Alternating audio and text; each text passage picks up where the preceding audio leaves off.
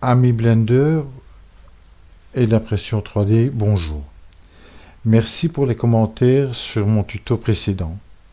Coucou à tous. Eric avec sa chaîne SVM6.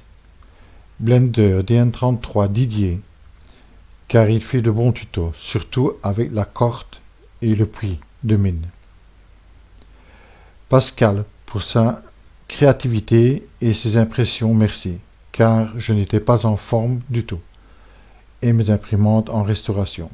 Aussi à Christian pour ses commentaires, pour Cura. Mais dans Cura, on ne peut voir le G-code. Bien sûr, il y a d'autres moyens pour éditer le G-code. Mais pas dans les autres, quoi. Enfin, soit. Je participe ici pour venir en aide à tous. Suite à la demande de SVM6, Eric, pour venir en aide à Pascal dans une aventure de scanner 3D. Je vais vous montrer ce que je peux vous dire sur les scanners. Le meilleur qui sont hors de prix, plusieurs milliers d'euros, sont de scanners à lumière structurée, avec des balayages pour des ombrages, etc., qui leur confèrent de très beaux scanners. J'ai mon imprimante DaVinci IO avec un scanner, mais c'est plus une blague qu'un vrai scanner. Je viendrai sur ce sujet dans une prochaine vidéo. Le scanner que je vous présente ici, le Cyclope, géré avec le logiciel Horus, qui est open source, donc gratuit, et donc modifiable à votre gré.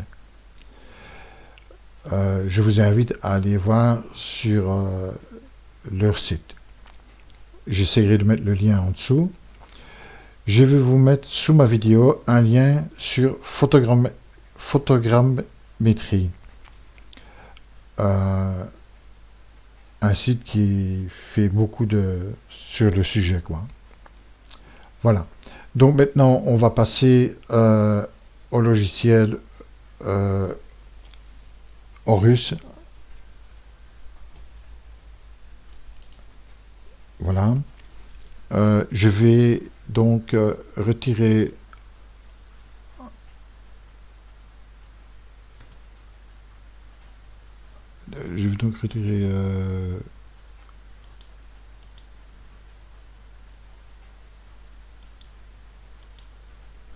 voilà le logiciel Horus. Donc je ne peux pas vous expliquer tout le logiciel Horus parce que là il faut que je fasse un tuto d'au moins 45 minutes, hein, minimum.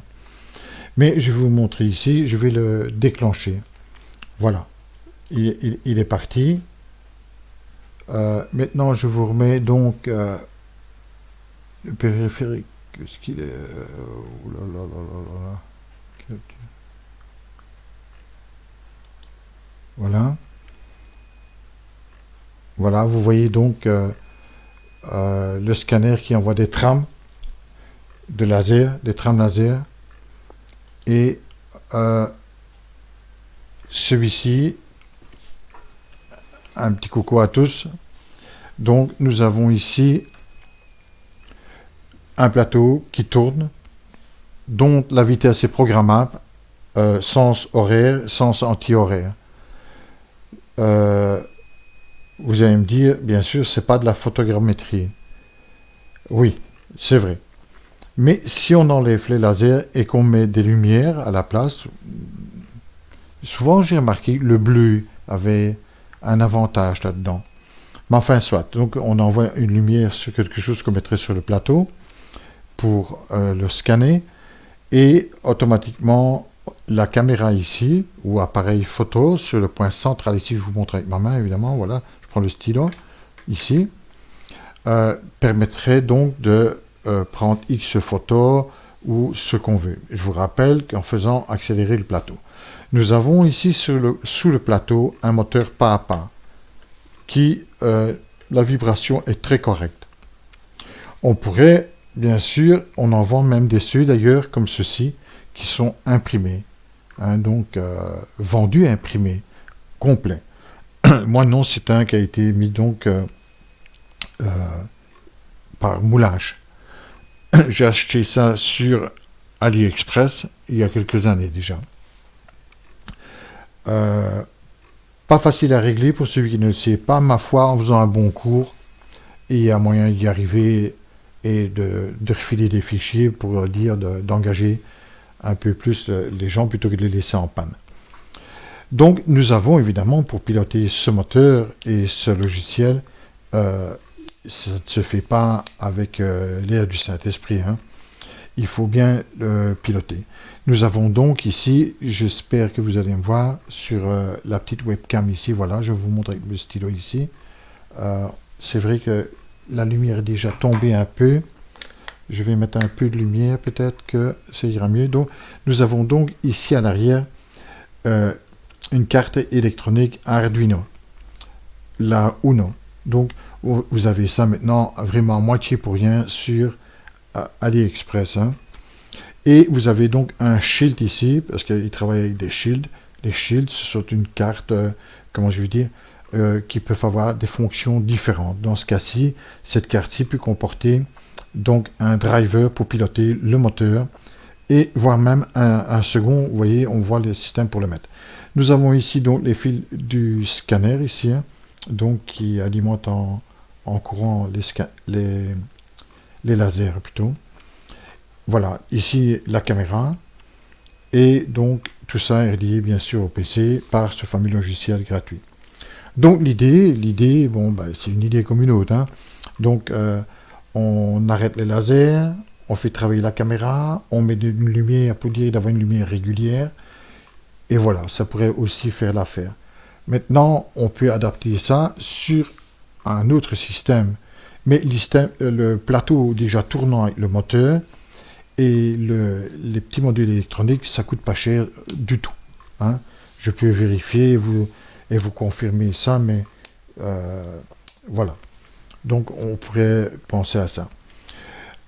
Pour ce qui est des... Je ne vois pas... Qu'est-ce que je peux dire d'autre? Vous voyez là, à l'écran, vous voyez la pièce là-bas qui est en train de se construire. Je signale que j'ai remis en route ce scanner illico presto, donc je n'ai pas fait ces réglages corrects, donc forcément l'image ne sera pas impeccable non plus, hein, parce que ça doit être précis, les réglages doivent être bien faits, surtout le laser ici, et il ne faut pas qu'il bouge. Celui-ci est capable, vous voyez, il bouge un petit peu car je l'avais démonté, parce qu'il prend quand même une petite place quand même de cinquantaine de centimètres.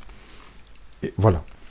Donc, c'est tout ce que j'ai à dire là-dessus. J'espère que ça rendra service à certains. Maintenant, je suis là prête à répondre aux questions.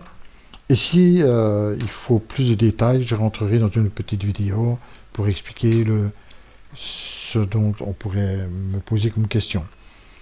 Maintenant, je vais prendre, comment je vais dire, pour la prochaine vidéo, je vais vous montrer, on va attaquer un peu plus dans la 3D.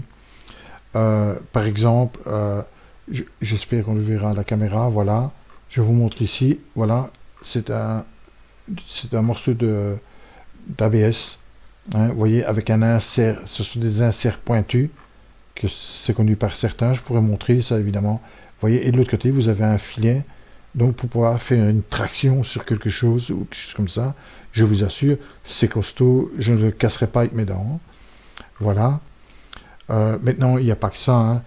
Mon imprimante est capable de faire énormément, hein, vous voyez, des roues dentées, etc. Mais je vais faire une présentation plus en détail sur ces sujets, de ce que cette imprimante est capable et ce qu'elle n'est pas capable de faire, hein. Je ne vais pas la vanter ou ce qu'elle ne l'est pas, mais ce qu'elle sait faire, elle sait faire. Voilà, c'est tout ce que j'ai à dire. Je vous remercie tous. Passez une bonne soirée, parce que là, on est déjà dedans. Au revoir.